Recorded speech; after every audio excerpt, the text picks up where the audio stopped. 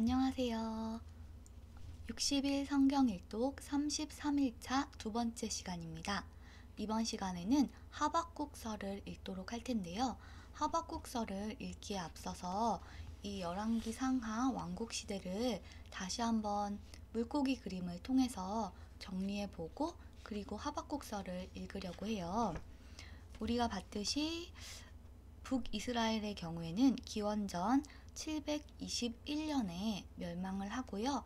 그 이후에 남유다가 쭉 지속이 되다가 남유다도 기원전 587년에 바벨론에 의해서 멸망이 됩니다. 북이스라엘은 아시리아 아수르에 의해 멸망이 되었고 남유다는 바벨론에 의해서 멸망이 되었습니다. 그러면 물고기 그림 한번 다시 마지막으로 보여드릴게요.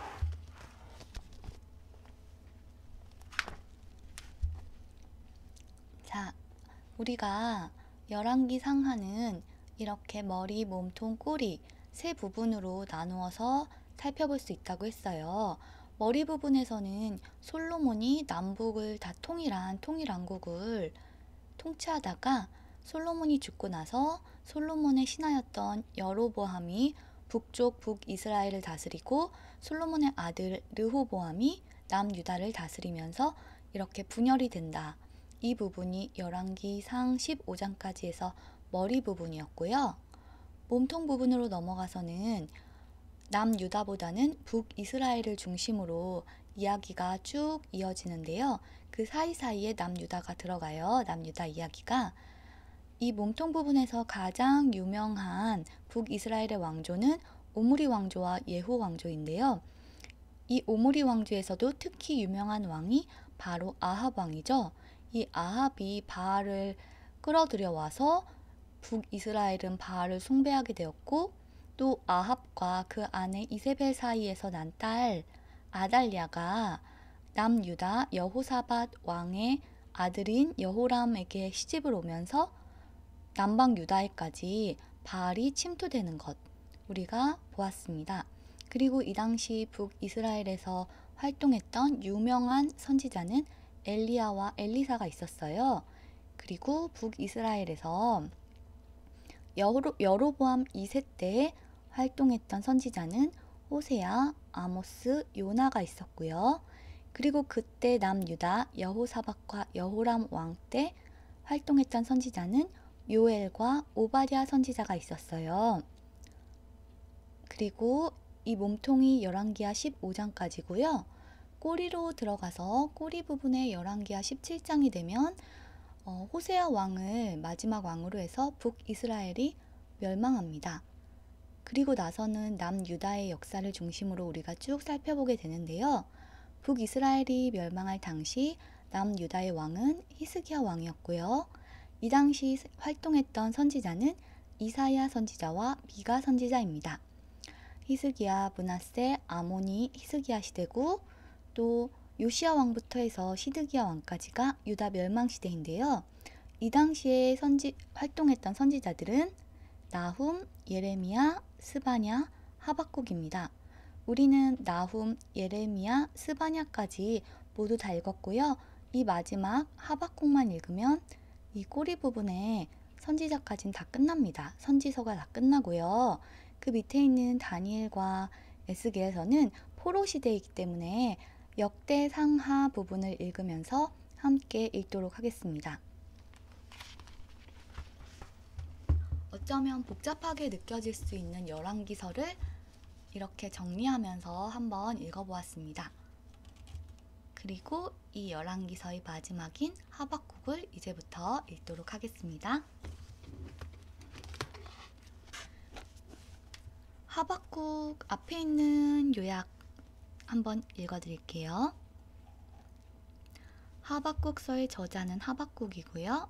저작 연대는 기원전 609년에서 589년 사이. 기록 장소는 유다, 기록 대상은 유다 백성입니다. 하박국의 핵심어는 믿음과 정의이고요. 그 내용은 우리는 하나님이 행하시는 모든 일들을 다 이해할 수는 없다. 그러나 우리가 하나님을 믿는 믿음을 삶의 지표로 삼을 때 악인은 결국 망하고 의인은 믿음으로 말미암아 살리라는 하나님의 정의가 실현됨을 알 수 있다 라고 나와 있습니다. 이 하박국서는 우리가 되게 많이 들어본 내용이 나와요. 찬양에도 있는데 그 무화과 나무 잎이 마르고 그 찬양 있잖아요. 무화과 나무 잎이 마르고 포도 열매가 없으며, 이 찬양 다 아시죠? 교회 다니시는 분들은 다 한 번쯤 들어보셨을 텐데, 이 찬양이 나오는 그 성경이 바로 하박국입니다. 여기 성경이 읽어지네. 여기에 나와 있는 하박국에 관한 내용 짧게 읽어드리고 하박국서 읽도록 하겠습니다. 무화과 나무 잎이 마르고 포도 열매가 없고 외양간 소가 없어도 난 여호와로 인해 즐거워하리 하고 노래한 하박국도 바로 이런 유다의 멸망을 배경으로 하나님의 백성들이 망해야 하는 것 때문에 고민하고 씨름했던 선지자이다. 그러나 의인은 오직 믿음으로 살리라, 믿음으로 말미암아 살리라 하는 큰 음성을 듣고 찬양하고 있다. 유다가 멸망해가는 이 지점에서 망하지만 그 가운데 구원이 일어날 것인데 그것은 오직 믿음으로 말미암는다는 사상을 주시는 말씀이다. 이 믿음이라는 주제는 예수님의 죽음과 부활이라는 사건을 해석하고 이론화할 때도 핵심 교리로 부상하게 되는 큰 메시지이다. 구약과 신약은 이와 같이 조금도 빈틈이 없이 짝이 맞는 하나님의 말씀이다. 그러므로 성경은 성경을 읽을 때에만 하나님의 말씀으로 증명되는 책이다 라고 나와 있습니다. 그러면 왕국시대의 마지막 선지자 하박국 한번 읽어보도록 할게요. 하박국 1장. 이것은 예언자 하박국이 받은 경고의 계시입니다. 여호와여, 그렇게 도와달라고 부르짖었는데 언제까지 들어주지 않으시렵니까? 폭력이 일어나고 있다고 외쳤는데도 어찌하여 구해주지 않으십니까? 어찌하여 나로 하여금 불의를 보게 하십니까? 어찌하여 악을 그대로 내버려 두십니까? 내 앞에서 파괴 행위와 폭력이 일어나고 다툼과 싸움이 이어지고 있습니다. 율법이 효력을 잃고 공의가 시행되지 않습니다. 악인이 의인을 애워싸고 있으므로 재판이 잘못 진행되고 있습니다. 너와 너희 백성아, 나라들을 보아라. 그들을 지켜보아라. 그러면 놀랄 것이다. 너희가 살아있는 동안 내가 놀라운 일을 하겠다. 너희가 듣기는 들어도 믿지 못하는 일을 내가 하겠다. 내가 바빌로니아 사람을 시켜 악한 백성을 심판하겠다. 바빌로니아 사람은 잔인하고 격렬하게 싸우는 민족이다. 그들은 온 땅을 휘젓고 다니며 남의 땅을 정복할 것이다. 바빌로니아 사람은 잔인하기로 유명하다. 그들은 무엇이든 마음 내키는 대로 하며 자기들이 하는 일을 스스로 옳다고 여긴다. 그들의 말은 표범보다도 날쌔며 해질 무렵의 늑대보다도 사납다. 그들의 기병은 재빨리 공격하는데 멀리서 와서 먹이를 덮치는 독수리처럼 날쌔게 달려든다. 그들은 모두 싸우러 온다. 그 군대는 사막의 회오리 바람처럼 빠르게 행군하며 모래알처럼 많은 사람을 포로로 잡아간다. 바빌로니아 군인들은 왕들을 조롱하고 통치자들을 비웃는다. 그들은 모든 요새를 업신여기고 성벽 꼭대기까지 흙더미를 쌓아서 마침내 성을 점령한다. 그런 뒤에 그들은 바람처럼 사라져간다. 그들은 자신들의 힘을 경배하는 죄를 범하고 있다. 여호와 나의 하나님, 주는 영원 전부터 살아계신 주님이십니다. 주님은 나의 하나님, 나의 거룩하신 하나님이시며 우리를 죽이지 않으실 것입니다. 여호와여, 주는 백성을 심판하시려고 바빌로니아 사람을 택하셨습니다. 우리의 반석이신 주님은 백성을 심판하시려고 그들을 세우셨습니다. 주의 눈은 정결하셔서 차마 악을 보지 못하시고 백성이 나쁜 짓 하는 것을 참지 못하십니다. 그런데 어찌하여 저 악한 백성을 그대로 내버려 두시며 악한 백성이 의로운 백성을 쳐서 이겨도 잠잠히 보기만 하십니까? 주께서는 어찌하여 백성을 바다의 물고기처럼 여기시고 지도자도 없는 바다짐승처럼 여기십니까? 원수가 그들 모두를 낚싯바늘로 낚고 그물로 잡아 올립니다. 그들을 끌어모으고 기뻐합니다. 그 원수는 그물 때문에 부자가 되었고 좋은 음식을 맛볼 수 있게 되었다 라고 소리치며 그물에게 희생제물을 바치고 향을 피워 올리며 제사를 지냅니다. 그가 언제까지 그 그물로 부자가 되고 언제까지 백성들을 무자비하게 멸망시키도록 할 생각이십니까? 하박국 2장. 내가 보초처럼 서서 지키겠습니다. 망대 위에 서 있겠습니다. 주께서 내게 무슨 말씀을 하실지 기다리겠습니다. 내가 호소하는 것에 주께서 어떻게 대답하실지 기다리겠습니다. 여호와께서 내게 대답하셨다. 내가 네게 보여주는 것을 적어라. 그것을 돌판 위에 뚜렷이 새겨서 달려가면서도 쉽게 읽을 수 있게 하여라. 아직은 그 말이 이루어질 때가 되지 않았다. 그러나 곧 그때가 올 것이다. 그 말은 꼭 이루어진다. 비록 더디게 이루어지는 것처럼 보일지라도 참고 기다려라. 그 일은 이루어진다. 미루어지지 않는다. 보아라. 그의 마음은 교만하여 정직함이 없다. 그러나 의인은 믿음으로 인하여 산다. 포도주를 즐기는 바빌로니아 사람은 교만하기 때문에 가만히 있지 않는다. 그들의 욕심은 무덤과 같아서 죽음처럼 절대로 채워지지 않는다. 그들은 다른 나라들을 모아들이고 모든 민족을 사로잡아 자기 것으로 삼는다. 그러나 사로잡힌 모든 사람들이 그에 대하여 조롱하고 그에 관하여 풍자하며 말할 것이다. 너희 것이 아닌 것을 모으는 자들아, 너희가 얼마나 오랫동안 쌓아놓을 것이냐? 이제 너희가 탄압하고 강탈했던 것에 대한 대가를 받을 것이다. 네 빚쟁이들이 분노하여 갑자기 일어날 것이며 너를 괴롭게 할 자가 깨어날 것이며 너는 그들에게 약탈당할 것이다. 네가 여러 나라들을 털었으므로 살아남은 모든 백성들이 너희 것을 빼앗을 것이다.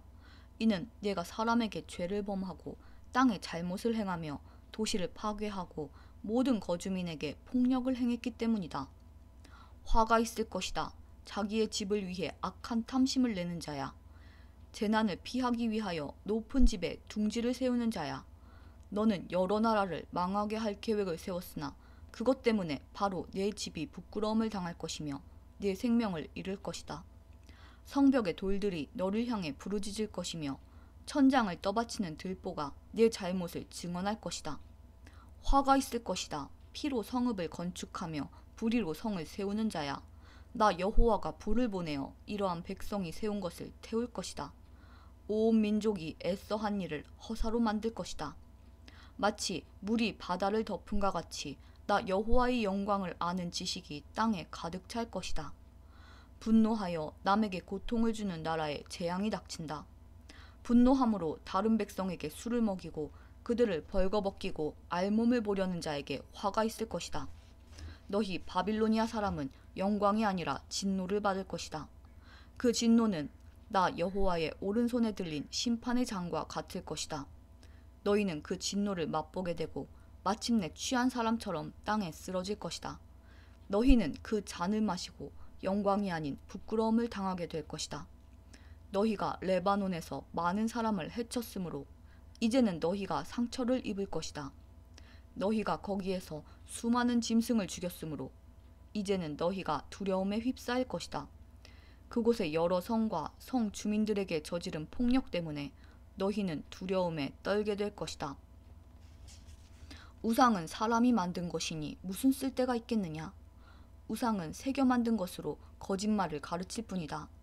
우상을 만든 사람은 자기가 만든 우상이 자신을 돕기를 바라지만 그것은 말도 할 줄 모른다. 나무 우상을 가리켜 깨어나라고 말하며 말할 수 없는 돌을 가리켜 일어나라고 말하는 자에게 재앙이 닥칠 것이다. 그런 것들이 사람에게 무엇을 가르칠 수 있겠느냐? 그것들은 금과 은을 입힌 우상에 지나지 않을 뿐더러 그 안에는 생명이 없다.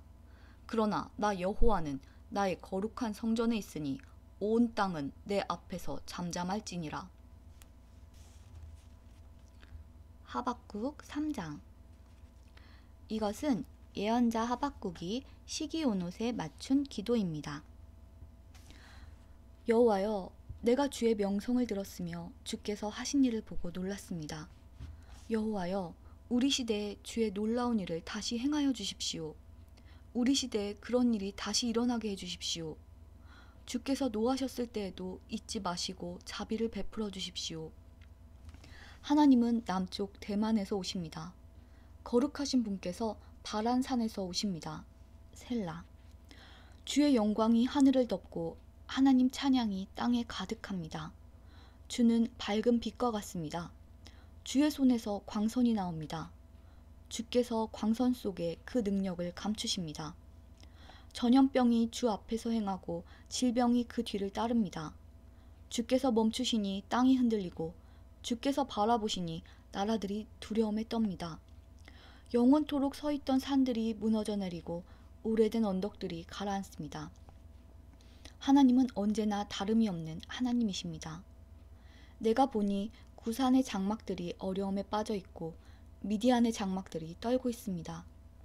여호와여, 말을 타고 달리시고 전차를 몰아 승리의 길로 나아가는 것은 강을 향해 노하시는 것입니까? 시내를 향해 노여워하시는 것입니까? 바다를 향해 진노하시는 것입니까? 주께서 활을 꺼내시고 화살을 날리셨습니다. 셀라. 주께서 강으로 땅을 나누셨습니다. 산들이 주를 보고 두려움에 떨었습니다. 거센 물줄기가 흘러내려갑니다. 바다가 큰 소리를 내며 파도가 높이 솟구칩니다.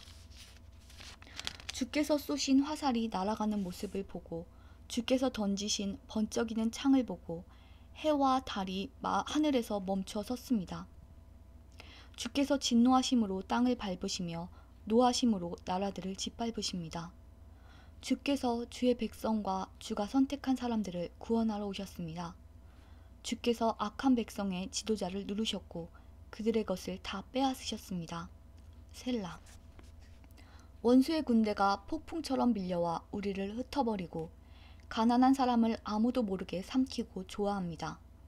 그러나 주께서 바로 그 원수의 창으로 그 군대의 지도자를 찌르셨습니다.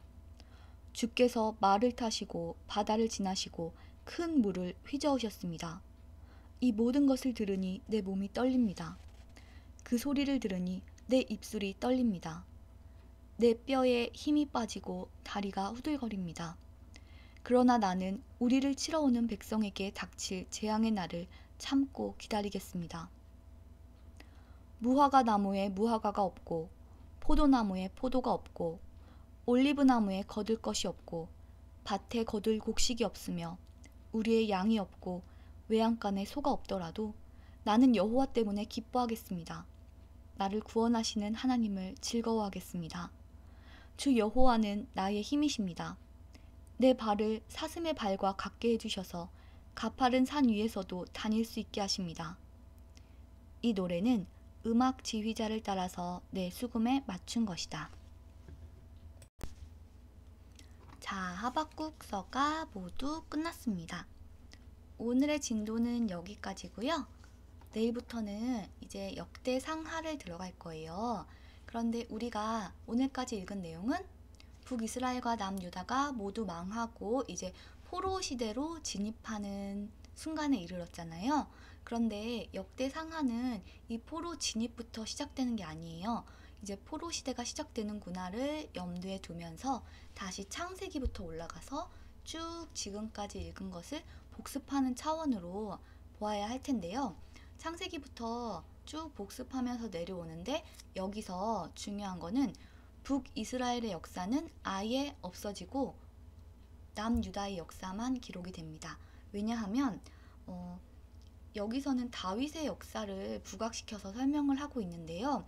다윗의 아들 솔로몬 그리고 그 아들이 르호보암이잖아요. 여로보암이 아니라 우리가 솔로몬 이후에 분열 왕국으로 됐을 때 여로보암이 아니라 르호보암으로부터 이렇게 비롯된 왕국은 쭉 남유다를 통해서 다윗의 혈통이 흘러내려간다고 말씀을 드렸어요. 그래서 역대상하는 북이스라엘의 역사는 빼고 창세기부터 해서 남유다 멸망까지 그리고 포로 시대로 이어진다는 거 염두에 두시면 좋겠습니다. 그러면 오늘은 여기까지 하고요. 내일부터 다시 창세기로 올라가서 복습하는 내용인 역대상 시작하도록 하겠습니다. 그러면 오늘도 좋은 하루 되시고요. 우리는 내일 만나요.